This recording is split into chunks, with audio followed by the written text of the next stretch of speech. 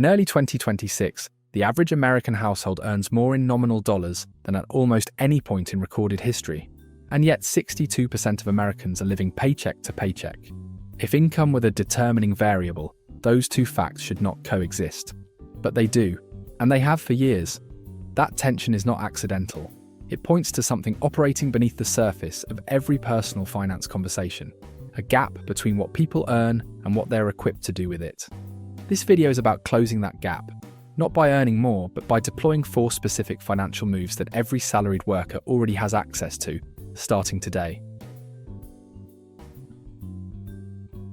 Here's a number that tends to surprise people. In behavioral finance research, the average person's self-reported monthly spending is consistently 20 to 40% lower than their actual spending. Not because people lie, but because discretionary spending happens in fragments so small and so frequent that the brain simply doesn't register them as significant. A $14 streaming service here, a $7 lunch there, 2 $5 coffees a week. None of it feels like a financial decision in the moment, and that's precisely the problem. A household earning $75,000 a year, around $6,200 a month after federal taxes, might genuinely believe they're living within their means. They're covering rent or a mortgage, utilities, groceries, insurance. The math seems approximately right, until they track it.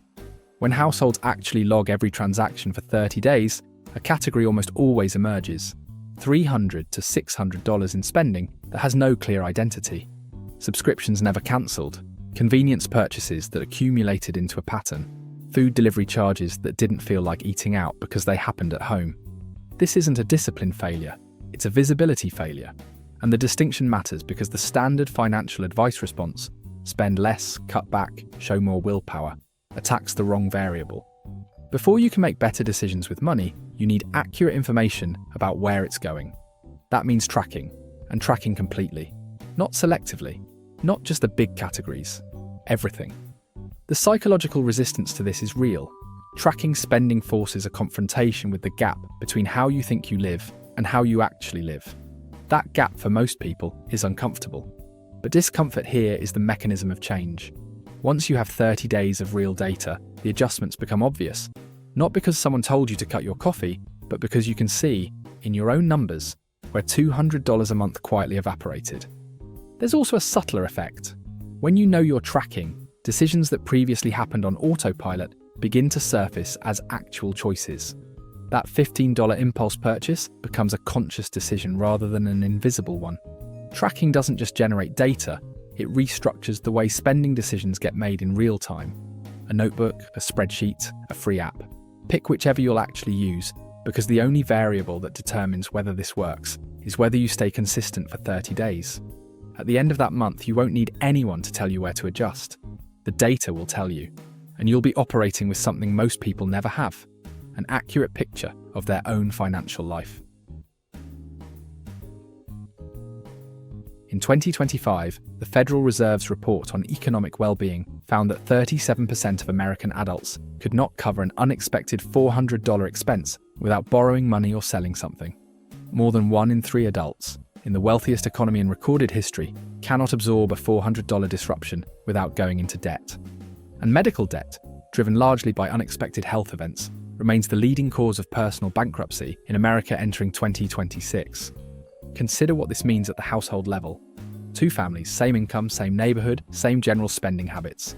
One of them has $3,500 in a savings account. The other has 0. In February, both of their cars need a $900 repair. For the first family, this is an inconvenience. A weekend of mild frustration, a bank transfer, done. For the second family, this is the beginning of something else. They put it on a credit card. The balance sits. Minimum payments get made. At 24% APR, that $900 compounds. 3 months later, they're paying interest on interest, and the original problem has become a permanent line item in their monthly budget. That divergence, same income, radically different outcome, comes down to one variable: financial infrastructure. The emergency fund is not a savings goal in the conventional sense. It is a buffer between your income and the full cost of living in an unpredictable world. Without it, every unexpected expense routes directly into high-interest borrowing, which drains future cash flow, which makes the next disruption harder to absorb. The cycle is self-reinforcing, and it operates quietly, one minimum payment at a time. Building this buffer doesn't require a large sum to start. The full target, 3 to 6 months of essential expenses, can feel paralyzing as a headline number.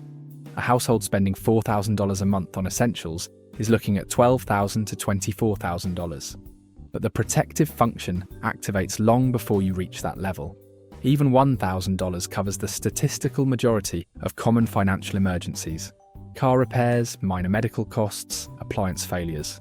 The first $1,000 is the most important $1,000 you'll save. Park it somewhere accessible but separate.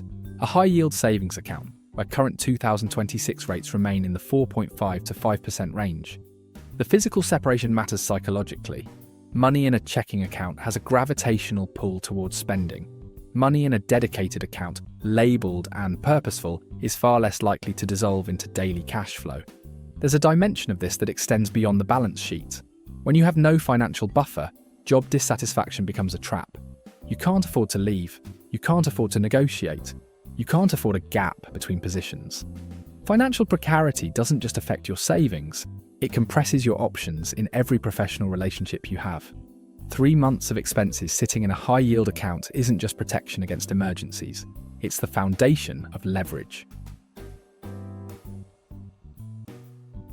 The average credit card APR in the United States hit 24.7% in late 2025, the highest figure ever recorded. Total consumer credit card debt crossed $1.2 trillion in 2026. These numbers were not generated by mass recklessness. They are the predictable output of a credit product engineered to expand. Consider a cardholder with $6,000 in credit card debt at 24% APR. They make minimum payments faithfully, never miss one. At that rate, full repayment takes over 17 years. Total interest paid, more than $9,000. The person borrowed $6,000 and ultimately pays back more than $15,000. Most cardholders have no idea this is the trajectory they're on. The minimum payment is designed to feel responsible. It is, after all, the payment the lender is asking for. What it doesn't communicate is that the lender's request and the cardholder's financial interest are not the same thing. Think about what that extra $9,000 could have become. Redirected into an index fund over the same 17-year period, it would have grown to somewhere between $25,000 and $30,000. The cost of following the minimum payment schedule is not just the interest itself, it is everything that interest could have compounded into. The minimum payment structure is not designed to help cardholders escape debt. It is designed to extract maximum interest revenue over the longest possible repayment period. Every feature of the product, the low floor payment, the grace period, the rewards program, the automatic credit limit increases, is calibrated to encourage higher balances and slower repayment. Recognizing this doesn't require cynicism, it just requires reading the contract math. The response is architectural. List every debt you carry, ranked by interest rate from highest to lowest.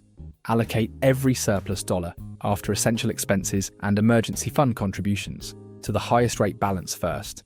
Make minimum payments on everything else. This is the debt avalanche method, and it minimizes total interest paid across the entire debt portfolio. For individuals with multiple smaller balances, where the psychological momentum of quick wins matters, the snowball method has documented behavioral value. What matters most is the commitment to structured, surplus-directed attack, replacing passive minimum payments with intentional elimination. At scale, the $1.2 trillion in consumer credit card debt represents one of the largest sustained wealth transfers in the American economy, from working households to financial institutions, processed in monthly increments too small to feel significant in isolation. Paying down high-interest debt is, in pure financial terms, one of the highest return moves available to the average American in 2026. Every dollar applied to a 24% APR balance earns a guaranteed 24% return. That is a benchmark almost no investment can match. Every person working a salaried job is participating in a specific exchange. Time in, money out. A salary is a rate, so many dollars per hour, per week, per year. The trade is fixed and linear, and it is bounded by the number of hours any person can work. Investing is the mechanism by which that equation gradually, then dramatically, changes direction. The mathematics are worth sitting with. The S&P 500 has returned approximately 10% annually in nominal terms over the past century, around 7% after inflation. At 7% average annual growth, money doubles roughly every 10 years. A person who invests $300 per month starting at age 30 and never increases that contribution will accumulate approximately $340,000 by age 60. They put in $108,000 of their own money. The remaining $232,000 was generated by time doing work that required no additional labor to produce. Now imagine two colleagues leaving the same office on the same Friday afternoon. Both earn $65,000 a year. One of them opens a Roth IRA that weekend and sets up a $300 monthly contribution. The other means to do it, keeps meaning to do it, and starts 5 years later. By age 60, the first colleague has roughly $180,000 more.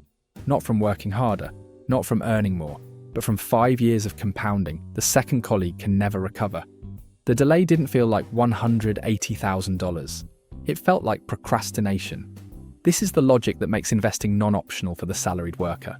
The 401k system shifted retirement funding responsibility from employers to individuals beginning in the 1980s. Workers who don't invest aren't just missing upside, they're accepting a retirement funded entirely by Social Security, a system whose trustees projected in 2026 that the trust fund reaches insolvency by 2035 without congressional intervention. The safety net that previous generations assumed is under documented, measurable fiscal strain. For workers in their 30s and 40s today, the question of whether to invest has a structural answer that goes well beyond personal wealth ambition. None of this requires sophisticated financial knowledge to act on.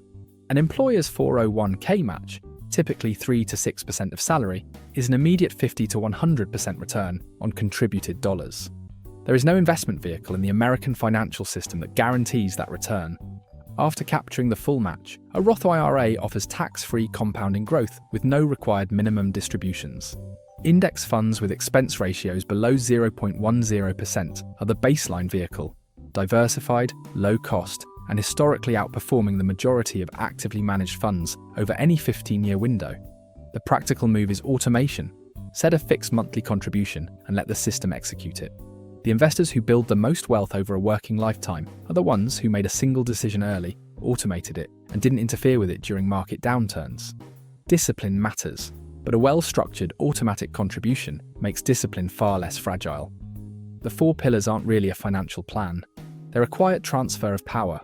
Every transaction you can see clearly, every crisis you can absorb without borrowing, every debt you dismantle, every dollar you set compounding, each one reduces your dependence on a financial system that profits most when you have the least room to maneuver. None of this requires a higher income or a different life. It requires a decision, and the understanding that the decision made now is worth more than any raise you're waiting for.